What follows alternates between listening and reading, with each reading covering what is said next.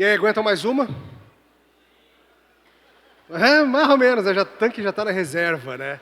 Já acendeu a luzinha do combustível, mas ainda tem combustível para mais uma, eu acho. Coragem, bora lá. Vocês estão de parabéns, vocês são muito atenciosos, isso é legal. Não é sempre assim, sabia? Tem lugar que a gente vai falar assim, você vê o pessoal celular o tempo todo. Não, vocês são atentos, muito fofo isso, obrigado. É uma honra servi-los. Obrigado também, sendo a última palestra deste evento.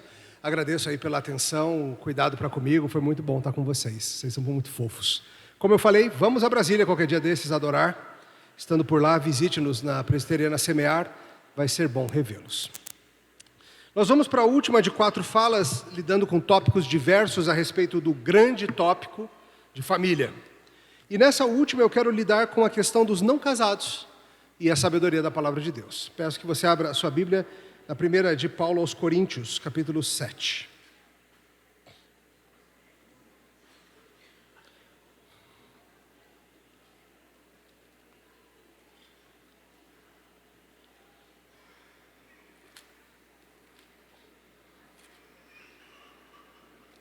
Primeiro aos Coríntios 7, versos 7 a 9, só 3 versículos.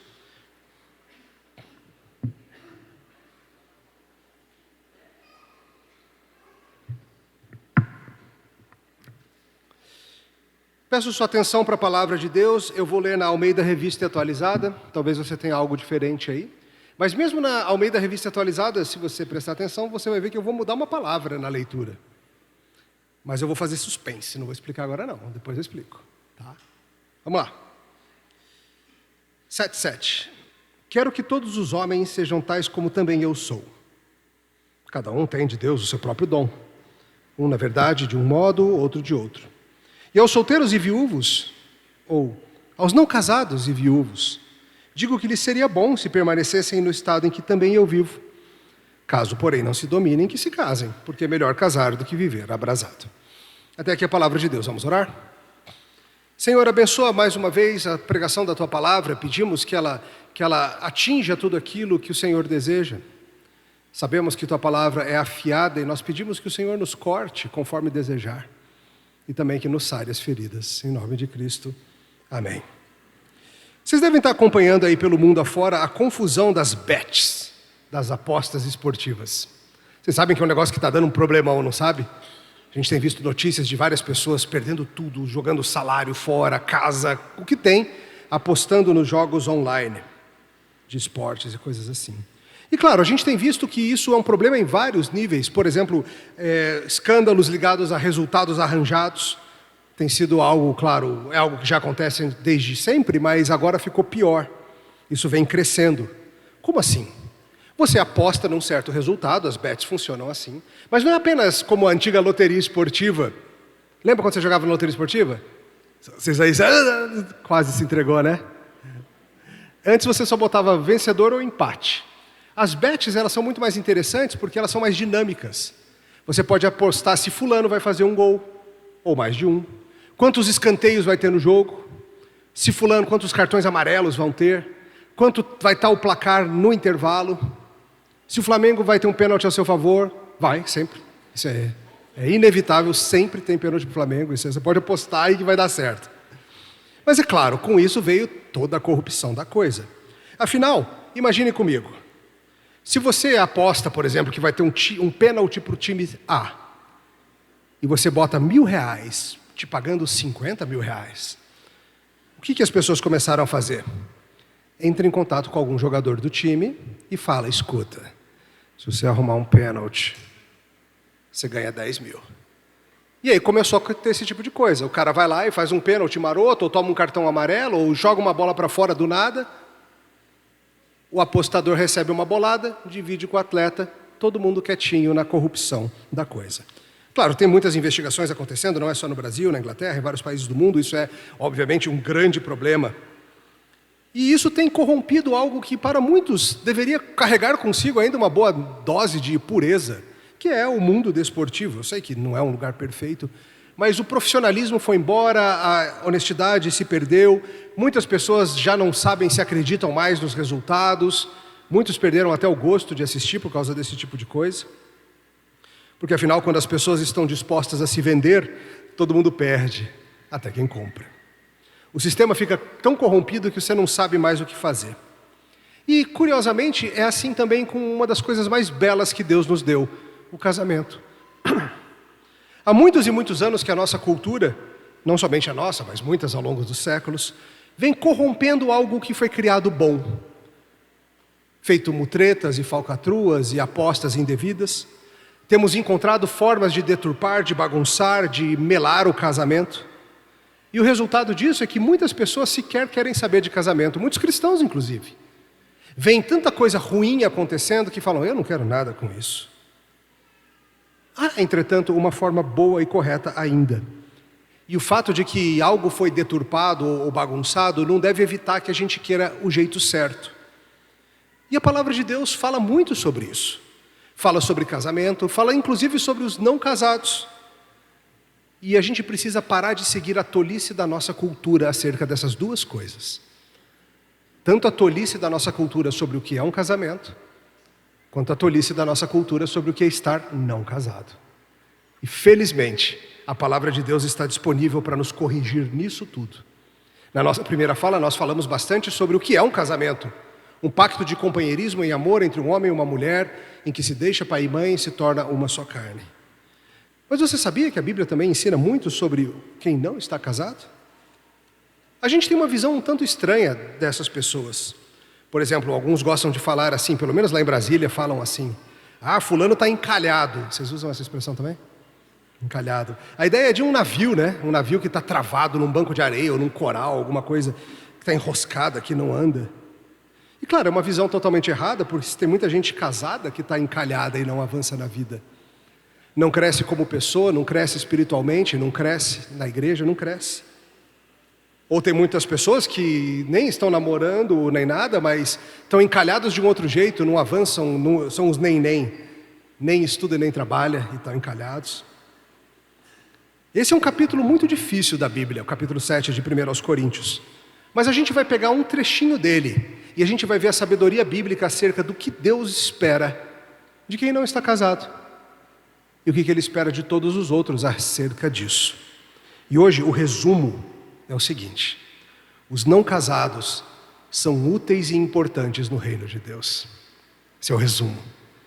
Todos os que não estão casados são extremamente úteis e importantes na igreja. Sério? Sério. A gente vai ver isso. Primeiro ponto para nós considerarmos é que os não casados podem ser enorme bênção para a sua igreja. Olha de novo o verso 7 e 8. Quero que todos os homens sejam tais como também eu sou. No entanto, cada um tem de Deus o seu próprio dom, um na verdade de um modo, outro de outro. E aos não casados e viúvos digo que lhes seria bom se permanecessem no estado em que também eu estou. A gente está aqui em 1 Coríntios 7, no meio de uma sessão em que Paulo vem trazendo importantíssimos ensinos sobre a vida conjugal. E ele diz algo que talvez tenha te surpreendido, que ele gostaria que mais gente na igreja fosse que nem ele, não casado. Ué, Paulo, como assim, cara? A Bíblia não valoriza, incentiva, fala da beleza que é o casamento? Sim, todo mundo sabe disso, Paulo também. Mas isso não significa que a vida do homem ou da mulher que não são casados seja uma vida inferior ou imprópria em si. Desde que vivida, claro, em parâmetros bíblicos. O casamento não é o único caminho agradável e santo a Deus. Jesus, em Mateus 19, falou algo muito interessante. Ele disse assim: há alguns eunucos de nascença, há outros a quem os homens fizeram tais, e há outros que a si mesmos se fizeram eunucos por causa do reino dos céus. Quem é apto para admitir, admita. Veja, Jesus explica que tem 3 categorias aí. Pessoas que por natureza não têm desejo sexual algum, nasceram assim, acontece. Outros que foram mutilados pela humanidade, era mais comum antigamente, mas ainda acontece em alguns lugares do mundo, esse tipo de mutilação.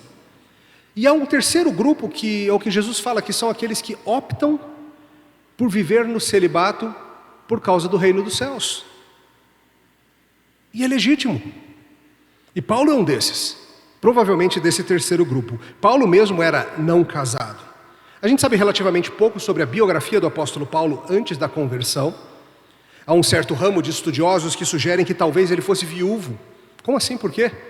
Porque era muito estranho na época que rabinos, que líderes religiosos não fossem casados. Então, para Paulo ter a preeminência que ele teve entre os judeus, provavelmente em algum momento ele teve uma esposa e tivesse ficado viúvo, não sabemos.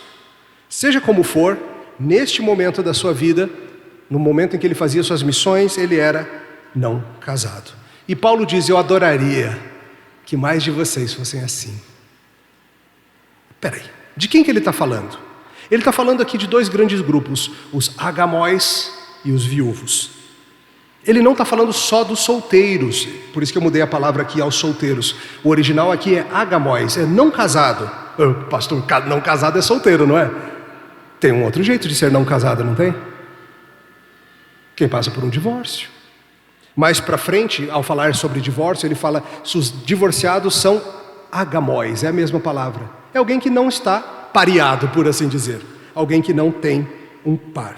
Então veja, Paulo está dizendo às pessoas que estão nesses estados, solteiros, divorciados e viúvos, que eles não estão num estado desesperador e horrível, do qual precisam sair a qualquer custo o mais rápido possível. Mas muitas vezes é assim que a gente trata, não é? Como se as pessoas em qualquer desses estados estivessem num estado inferior de vida. Não, essas pessoas não estão numa frigideira, ou num mar com um tubarão, ou no limbo da vida adulta, encalhados. Você sabe do que eu estou falando. A cultura crente, em parte a secular, tem uma visão extremamente negativa desse tipo de situação. Em geral, quando a gente vai falar sobre as pessoas não casadas, a gente usa que estação do ano? A gente fala para a irmã assim: ô irmã, esse inverno vai acabar. A gente acha que a gente está ajudando, né? Esse inverno que você está vai acabar. Você nunca fala assim: tá bom um verãozinho aí? Não, é o inverno. Que clima é usado para comparar alguém que é não casado? Um clima árido. Nunca uma situação amena, um clima gostosinho de serra. Que tipo de bioma é usado para descrever o não casado? O deserto. No máximo uma caatinga ou alguma coisa assim, mas em geral o deserto. Nunca é a floresta tropical da vida descasada. Não, é sempre o deserto. Por quê? Nós fomos treinados a pensar nessa fase da vida como algo ruim que deve ser abandonado o mais rápido possível. Algumas analogias comuns são a época de cursinho pré-vestibular. Quem quer viver no cursinho pré-vestibular? Você quer estar na faculdade. Ou as aulas da escolinha de trânsito. Algo que enquanto você não se livrar logo, você não vai aproveitar da vida na sua plenitude. Mas Paulo vem e diz: eu queria que mais de vocês crentes fossem que nem eu.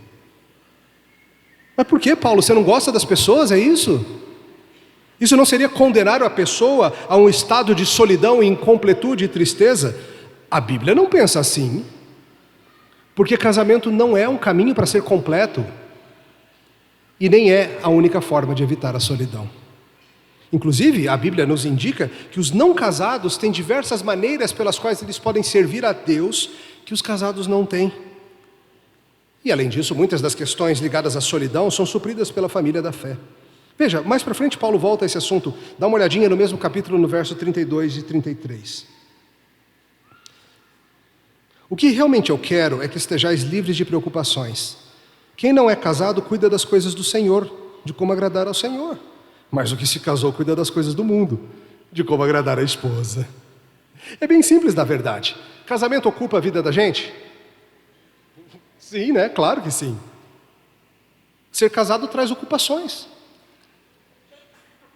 que são belas, boas e santas, mas que ocupam. Von Roberts, um comentarista, diz: no casamento há mais de uma pessoa a considerar sobre as decisões do uso do tempo, da acomodação, feriados, cardápio. Há mais pessoas para quem se preocupar. Crianças trazem grande alegria, mas também muita ansiedade. O ponto de Paulo é muito simples. Quem está não casado, solteiros, divorciados, viúvos, tem maior liberdade para servir a Deus. Pense, por exemplo, num homem solteiro. Ele trabalha, mas ele sustenta só a si mesmo. Ou pense, por exemplo, num homem viúvo com filhos já criados, já crescidos. Ele tem recursos de tempo e dinheiro provavelmente de sobra, não tem? Esses homens poderiam se dedicar ao ministério de uma maneira que um pai de família, que sustenta a esposa e filhos pequenos, simplesmente não consegue.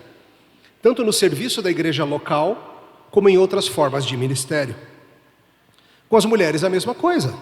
Mulheres ágamos, não casadas, podem se envolver em muito mais projetos da igreja do que as casadas.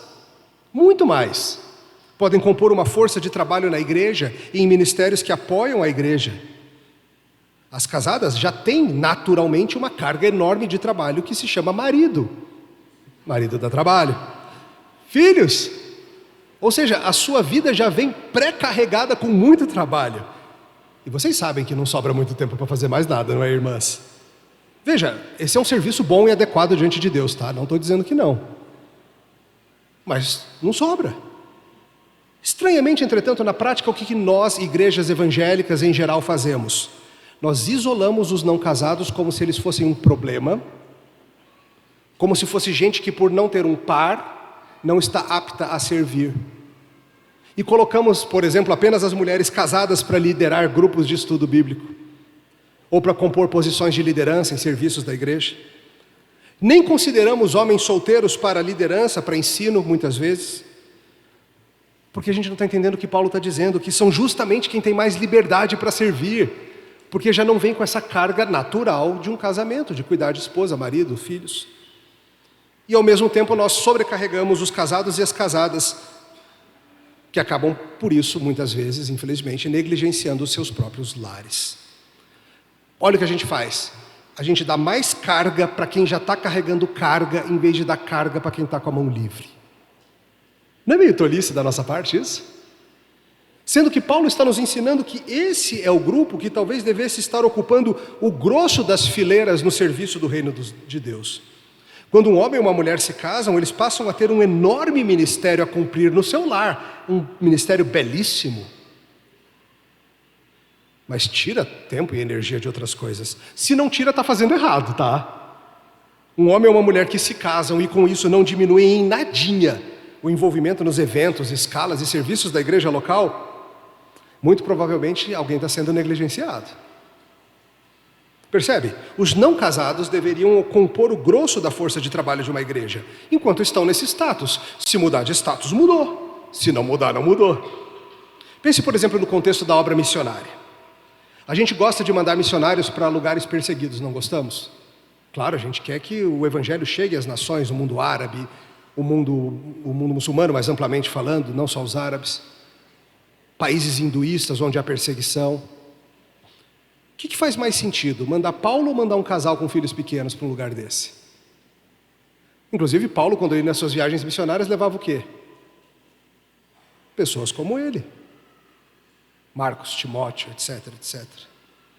Mandar, por exemplo, para um país do mundo muçulmano, 3 homens não casados teria o mesmo custo de mandar uma família. E quando a polícia bate na porta e a perseguição vem, o que é mais fácil de fugir? 3 homens sozinhos ou uma família carregando sacola de fralda? Percebe como às vezes a gente não usa o potencial maravilhoso da situação em que Deus colocou as pessoas? Mas para mudarmos isso, precisamos rever a nossa mentalidade nisso tudo. Parar de tratar os solteiros e os viúvos e os separados como um problema em si.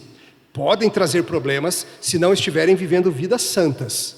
Os casados também, como vocês bem sabem. Mas a situação não casada não é em si um problema que você tem que resolver. Na lista de coisas que o pastor tem para lidar na igreja, não deveria estar isso.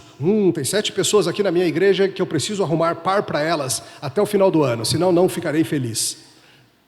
Mas tem muitos colegas de ministério que acham isso. Acham que são o Santo Antônio protestante. E sua função é arrumar par para todo mundo.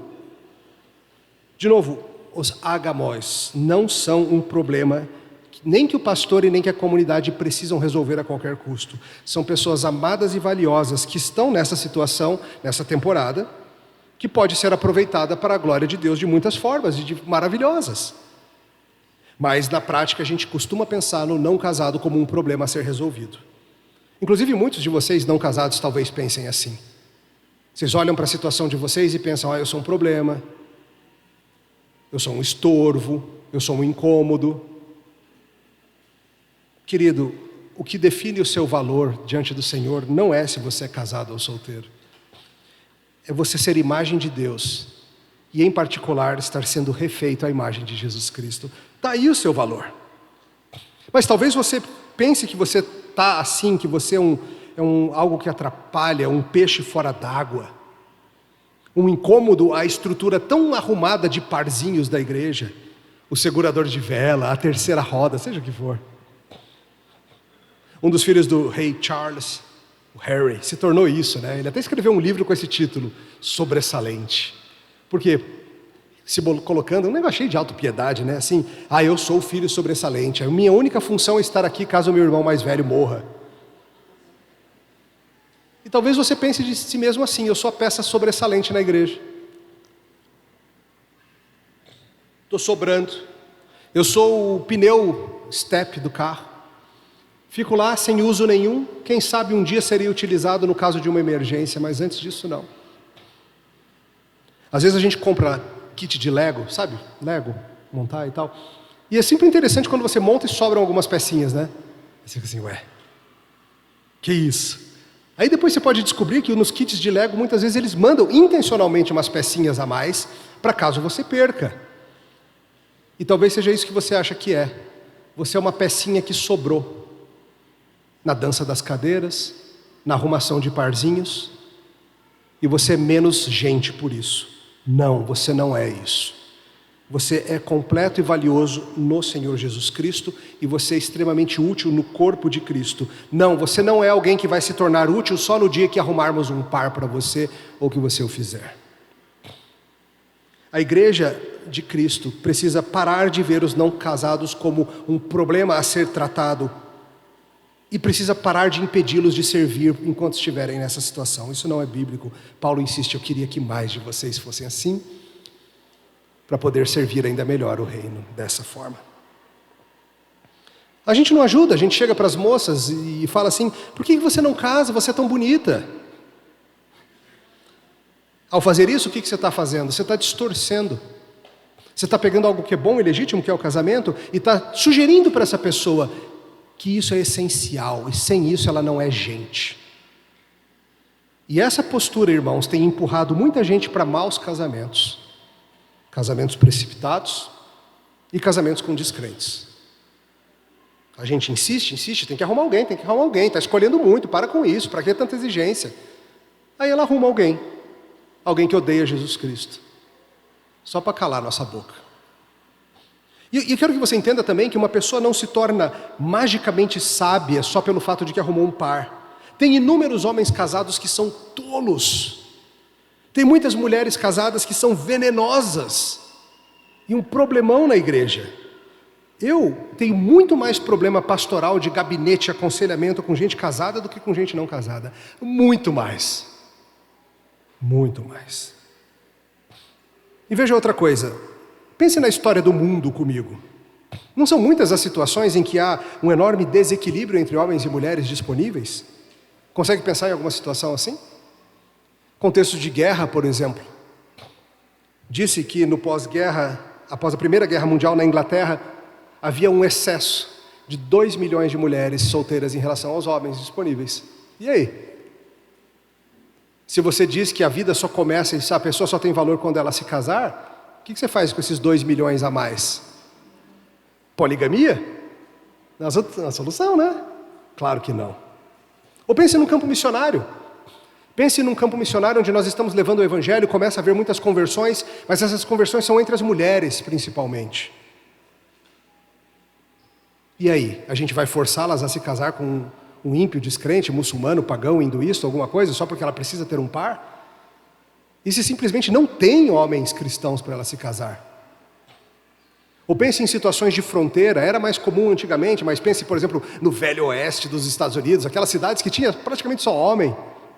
Ou no processo de interiorização do Brasil. Não são poucos os contextos culturais em que há muito mais mulheres do que homens crentes. E se você colocar a exigência de que todo mundo tem que casar a qualquer custo, você cria as condições para o erro do jugo desigual. Aliás, me parece uma das principais razões essa pressão. Jesus Cristo certa vez explicou que na ressurreição nós não casamos nem nos damos em casamento. Isso é um arranjo dessa era do mundo. Mas quando estivermos com Cristo na eternidade, seremos completos ou não? Mesmo sem casar? Sim. Entenda, querido, casamento é uma fase da vida que vai chegar ao fim. Todo casamento vai acabar. Todo. Seja por separação, seja por morte. E na próxima vida você não vai continuar casado. Todo casamento vai acabar. O casamento é uma fase da vida que alguns, não todos, passam. Não é a vida em si. É bom, belo e bíblico, mas não é a vida em si. Todo casamento vai acabar. E uma igreja que entende isso vai ser sábia em aproveitar essa disponibilidade e tempo e energia das pessoas. Vaughan Roberts de novo. Alguns optam conscientemente por permanecer solteiros para se dedicarem ao trabalho cristão. A maioria das pessoas solteiras não escolheu a solteirice dessa forma, mas continua tendo as mesmas vantagens dos outros. Em vez de focar nas dificuldades de ser solteiro, como alguns fazem, todos devemos aproveitar ao máximo as vantagens do dom de ser solteiro, enquanto estamos nessa situação. E claro, você pode ver na história humana, a história da igreja, muitas pessoas que nunca se casaram e serviram tremendamente ao Senhor. O exemplo óbvio é o apóstolo Paulo, mas tem outros. John Stott, um teólogo que muitos de vocês conhecem. Mulheres como Corrie ten Boom, Florence Nightingale. E tem muitos casados que arruinaram seu serviço a Deus, tentando fazer tudo de um jeito que não dava. Um exemplo triste é de George Whitefield, pregador presbiteriano famoso. Casou-se meio que na pressão da turma, sabe? Você precisa arrumar uma esposa, cara. Arrumou, só que aí ele saía nas viagens dele de pregação a cavalo por meses a fio. Não via sua esposa nunca.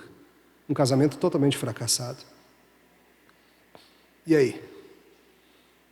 Vamos parar de olhar aqueles que não são casados como um problema a resolver?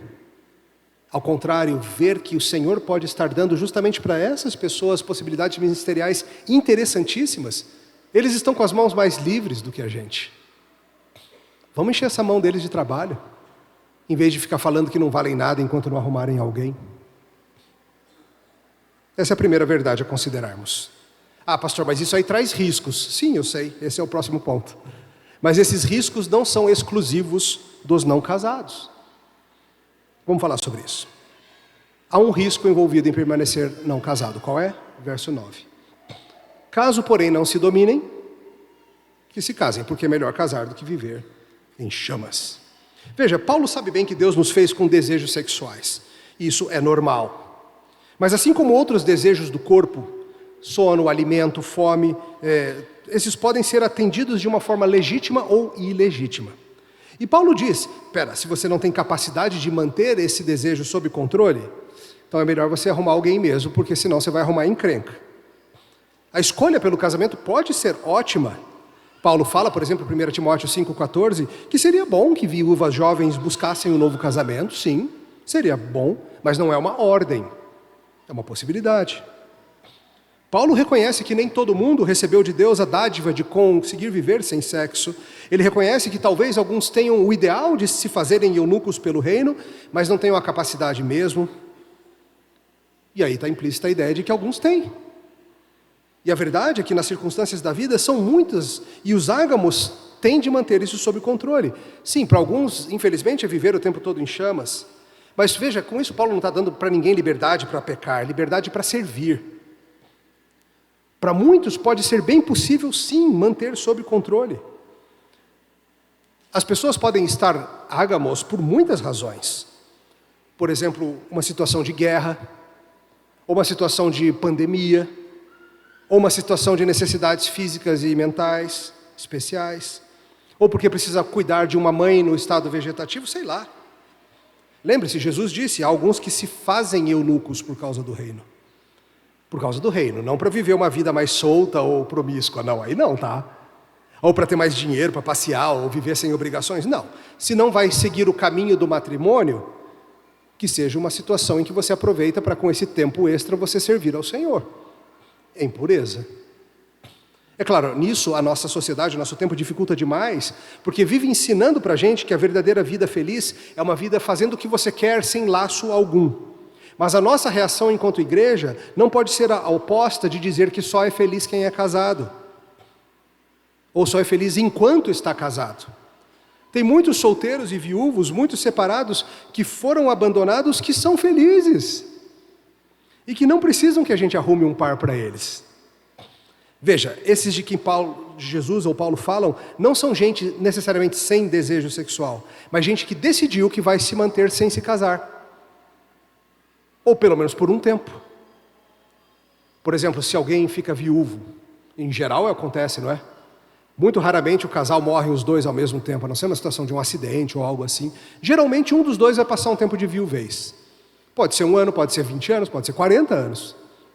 Será que essa pessoa está obrigada a ir arrumar alguém de qualquer jeito, só para não fazer besteira? Ou essa pessoa pode falar, tive meu tempo casado, gostei, foi ótimo, mas não vou atrás de outro casamento. Pelo contrário, vou usar essa fase nova para servir a Deus de outras maneiras que eu não tinha como fazer antes. Totalmente legítimo. Assim como é legítimo se ela falar, vou casar de novo. Tudo bem também. Se você consegue fazê-lo mantendo sob controle os desejos e não vivendo em chamas, é uma opção legítima. Agora, obviamente, se alguém fala assim, não quero me casar porque eu quero viver da promiscuidade, isso obviamente é errado. Então era melhor casar. Mas mesmo isso a comunidade cristã tem distorcido. Porque muitas vezes a gente trata, especialmente vocês jovens, solteiros, como se vocês fossem uma bomba relógio, não é verdade? A gente olha para vocês jovens de 20 e poucos anos, ainda mais se já estiver perto dos 30, e a igreja trata vocês como se fossem bombas relógio, que é só uma questão de tempo e vai explodir.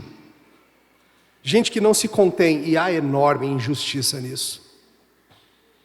Esse risco significa que a gente tem que fazer de tudo para arrumar parzinho para todo mundo, solteiros, divorciados e viúvos? Não, e de novo, muito problema já surgiu disso, muito problema. Da liderança ficar querendo forçar situações, da comunidade ficar isolando, excluindo, a não ser que se vire. Entenda, em nenhuma das listas de dons espirituais de Coríntios, de Efésios ou Romanos está lá, fazedor de parzinho. Não é uma das listas de dom espiritual, não está lá. Você achava que era o seu dom, né? Ah, pastor, você não sabe, os singles vão se meter em encrenca, eles são um risco. Sim, eu sei que está a risco, mas não é um risco apenas para homens e mulheres acima de 30 anos. É um risco para qualquer um acima dos 12. E a gente não está correndo para casar nossos adolescentes a qualquer custo, está? O que a gente está fazendo? Está ensinando pureza. É um risco maior quando você tem 15, 16 anos, os hormônios dominando você de todo lado. Mas a gente não fica lá, tem que casar esses adolescentes, de qualquer jeito, vão dar problema. A gente fala, não, pera, é outra fase. É um risco para os viúvos de 50 e 60 anos, é um risco para os divorciados de 40 e 50, é um risco para os casais de namorado que não casam nunca. Veja, todas são situações de algum risco. Mas a solução não é a gente pegar um desses grupos e botar uma pressão absurda sobre eles, insistir para que se casem de qualquer jeito. Mas do jeito que impomos, teríamos de insistir que todo mundo tem de morrer casado. Ficou viúva aos 70, tem que casar com alguém. Passou por um divórcio, uma mulher foi abandonada, por exemplo, pelo seu marido que saiu aí no mundo, tem que casar com alguém. Ah, mas e se eu quiser dedicar aí meus próximos anos a servir a Deus de outras formas? Tem que casar, senão vai fazer besteira. É assim que a gente trata na prática. Essa sanha de achar par para todo mundo simplesmente não é o que a Escritura ensina. E nessa tentativa de resolver, entre aspas, esse problema, pessoas são empurradas para casamentos impensados. Por favor, irmãos, não é trabalho, nem dom, nem ministério seu ficar arrumando par para solteiros, viúvos e separados. Deixa as pessoas. Ao fazer isso, você está passando, ainda que com boas intenções, mas você está passando as seguintes mensagens. Você, nesse estado que você está, você é uma ameaça. Você não é plenamente confiável. A não ser que você tenha um par, você não é confiável. Ah, pastor, eu nunca quis dizer isso. É a mensagem que você passa. Quando você fica falando para um solteiro, por exemplo, está escolhendo demais, hein, minha irmã? Vamos baixar esses critérios aí, príncipe encantado não existe não. É esse tipo de coisa que as irmãs escutam. Além disso, você está dizendo para essas pessoas que nesse estado em que elas estão, elas não são completas. Tem Cristo, eu sei, tem Jesus e tal, mas não basta. Jesus não é o suficiente para essas pessoas. Está dizendo que os seres humanos só são plenos se eles têm um par. E nisso você está dizendo que as nossas crianças são incompletas, que os viúvos são incompletos, e que todo mundo, como já falei, todo casamento acaba, que em algum momento da sua vida você vai ficar incompleto, a não ser que você morra primeiro. Você está dizendo para a pessoa que passou por uma viuvez dolorida, por um divórcio traumatizante, ou que simplesmente não encontrou alguém com quem ela olha e fala: gostaria de ser o companheiro dessa pessoa porque a vida vai ser melhor com ela. Que essas pessoas não são bem-vindas na comunidade. Entenda, não são problemas, são dádivas para a igreja. Vai durar um tempo, talvez dure muitos anos, talvez dure a vida toda, não sabemos. Mas a Bíblia não te deixa tratar essas pessoas como um problema. É uma dádiva de Deus, assim como é uma dádiva se Deus mudar a situação e der a alguém. Tudo vem da mão do Senhor. Todos são abençoados de formas diferentes. Paulo sabe muito bem que nem todos recebem a dádiva de Deus de viver tranquilamente no celibato, mas ele deixa claro que tem uma escolha a fazer. Ah, pastor, mas e a solidão? De novo, o casamento não é a única solução para a solidão. Inclusive, vocês devem saber, está cheio de gente casada extremamente solitária, não sabe? No meu gabinete eu vejo muito isso. Tem ainda a questão da família da fé. Há muitas formas de contrapor a solidão. O casamento é a principal, mas não é a única. Boas amizades cristãs, por exemplo. O nosso Senhor Jesus Cristo, pense nele com seus amigos. 12 amigos, dos quais 3 eram bem próximos e um super próximo. Quando chegou a hora escura de ir ao Getsemane, ele tinha amigos para ir com ele, não tinha? Tudo bem que eram uns amigos meio que dormiam na hora da oração. O fato de Jesus ser ágamos, não casado, fez dele um homem solitário? Não. Ou Paulo, leia de novo o livro de Atos e veja quanta gente está ao redor de Paulo. Não só outros ágamos como ele, mas casais como Priscila e Áquila. Ele tinha profunda amizade com casais, que é algo que nós na igreja podemos incentivar também. Acolher as pessoas não casadas nas nossas famílias. Chega, por exemplo, épocas festivas, Natal, etc., em que às vezes tem pessoas que se veem muito sozinhas. Por que as famílias não estão convidando essas pessoas? Vem aqui cultuar com a gente, vem aqui ceiar com a gente. Incluir os ágamos, os não casados, é uma coisa bela e santa, como Priscila e Áquila fizeram com Paulo. Quero mostrar uma coisa para vocês em Isaías 53. Vamos lá para Isaías? Lembra desse capítulo famoso sobre o servo sofredor?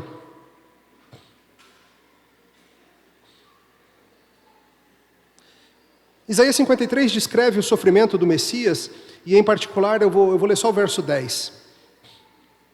Todavia ao Senhor agradou moê-lo, fazendo-o enfermar. Quando der ele a sua alma como oferta pelo pecado, verá a sua posteridade e prolongará os seus dias.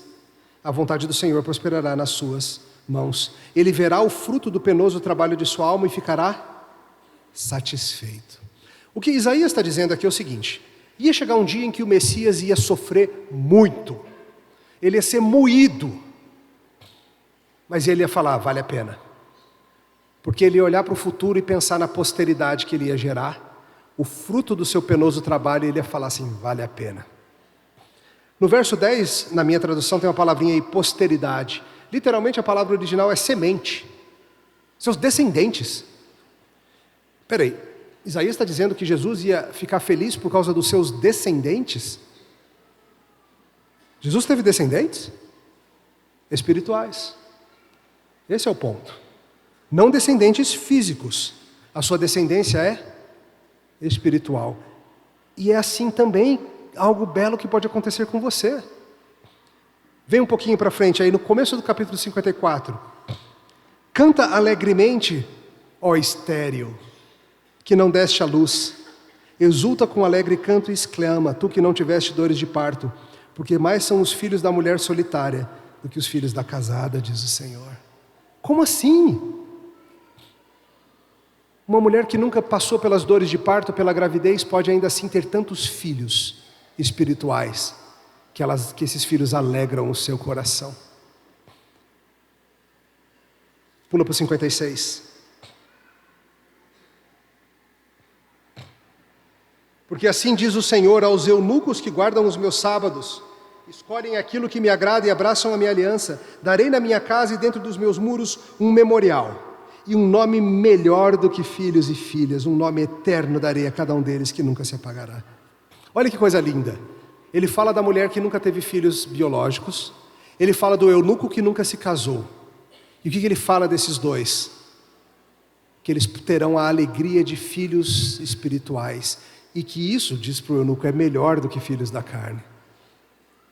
Ah, pastor, isso aí não vale muito não, vai. Isso é o que Jesus tem. Você acha que Jesus se sente incompleto porque não teve filhos da carne? Porque nunca se casou? Não, e Cristo casar-se com a igreja não é a mesma coisa, uma coisa simbólica da outra. A sua união com a igreja é mística, não física. Você que não está casado e deseja ser, ótimo, seu alvo é belo e legítimo. Mas não permita que ele seja buscado por meios ilegítimos. E entenda, por favor, que enquanto esse dia não chega, se é que vai chegar, você pode e deve usufruir dessa maior liberdade que você tem hoje para glorificar a Deus no serviço cristão. E não ficar vivendo numa expectativa de uma vida que só vai começar no dia que eu me casar. Muitos vivem assim, a minha vida é um deserto, no dia em que eu botar uma aliança no dedo, aí eu começo a viver. Se você fizer esse tipo de ideia, meu irmão, minha irmã, esse tipo de ideia idólatra, eu vou te contar o que acontece. No dia que você se casar, você vai ver que o casamento não é um Deus. Na verdade, ele é muito difícil. E aí você vai começar a ter outros sonhos e dizer coisas como, não, no dia em que eu tiver um filho, aí sim eu começarei a viver. E aí você tem um filho e você vê que filho é difícil para cuidar. Aí você começa assim, não, no dia que eu tiver neto, aí a vida começa, porque netos são a sobremesa da vida, como dizem, né? Mas netos também vêm com dificuldades. Aí você fala, não, no dia que eu me aposentar, aí a vida começa para valer. Percebe a tolice disso? De você sempre achar que a vida vai começar quando algo for atingido lá na frente e não agora, onde você está em Cristo. E assim você vivencia toda e qualquer fase da vida que o Senhor lhe der, casado, solteiro, com filhos, com netos, sem nada disso, para a honra e glória dEle. Você, irmão ou irmã não casado, que é bem feliz assim, e até se sente meio culpado, porque todo mundo fala que você devia arrumar alguém, e você fala, cara, estou de boa, está tudo bem, estou feliz servindo ao Senhor assim. Mas as pessoas falam que você devia ser que nem um zumbi indo atrás de cérebro a qualquer custo, ou coisa assim. Não se sinta dessa forma. Se você consegue se manter sob controle e não viver abrasado, você pode viver assim por quanto tempo quiser. Busque no povo do Senhor a companhia contra a solidão. Eu vou contar um segredo para vocês, tá? Tem um monte de gente casada, muito infeliz, presa e atolada em algo ruim, e que insiste para você ficar arrumando par porque não te aguenta ver livre e feliz. Ai, pastor, até parece que um crente pensaria isso. Os motivos das pessoas são muitas vezes mais cinzentos do que elas admitem. Talvez essa insistência toda para que você arrume alguém é só medo de você, ou inveja de você. Muitas pessoas casadas se veem encalhadas.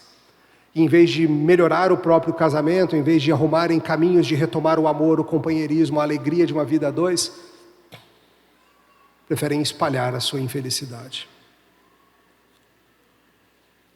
Acontece.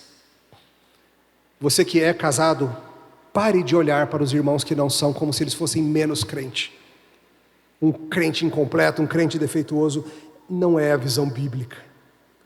A visão bíblica é de que sim, ter um companheiro para a vida é algo bom. Falamos sobre isso ontem. Mas não é isso que te faz humano. E não é isso que te faz cristão. Nosso Senhor Jesus Cristo foi um homem completo. Ele não foi um homem inferior porque não tinha uma esposa. Não foi um homem solitário e nem entristecido. A sua missão era não casar, justamente porque ele viveria uma vida curta e teria uma morte violenta. E sim, foi ele que instituiu o casamento para a humanidade, e é bom e desejável, mas não é isso que faz de nós gente, nem isso que faz de nós pessoas piedosas. É uma das formas que Deus usa para afinar a nossa piedade, mas não a única. O que importa é que estejamos como estivermos, vivermos para a glória do Senhor, seja qual for a fase da vida que você está. Tem muitos descasados que vivem para a glória própria? Tem muitos casados também. Todos vocês são chamados a viver para Cristo, seja qual for o seu estado civil. E na ressurreição, estaremos com Ele para sempre. Serviremos uns aos outros no mundo refeito. Todos nós, hagamos. O casamento é muito bom, mas é apenas uma sombra do que será quando nós formos refeitos para a existência eterna, com Cristo como noivo da igreja. Viveremos com um corpo ressurreto, espiritualmente vivos, e a gente não sabe direito como vai ser, Deus não quis revelar. Mas entenda, seja qual for a tua situação, viva para a glória de Deus, usufruindo das liberdades em santidade e servindo bem nas limitações que a situação impõe, confiando que o plano dele é bom, perfeito e agradável, e nisso você pode apostar a sua vida. Não tem mutreta aí não. Que o Senhor nos ajude. Louvado seja, Senhor, porque o Senhor nos ensina a viver. Muitas vezes tomamos a tolice do nosso tempo como se ela fosse Bíblia. Seja visões da cultura sobre casamento, seja visões da cultura sobre solteirice. É tão fácil nós deixarmos o que a Tua Bíblia ensina para nos agarrarmos a corrupções. Perdoa-nos por isso, Senhor, e ajuda-nos a Te servir melhor. Em nome de Cristo. Amém. Deus os abençoe, queridos.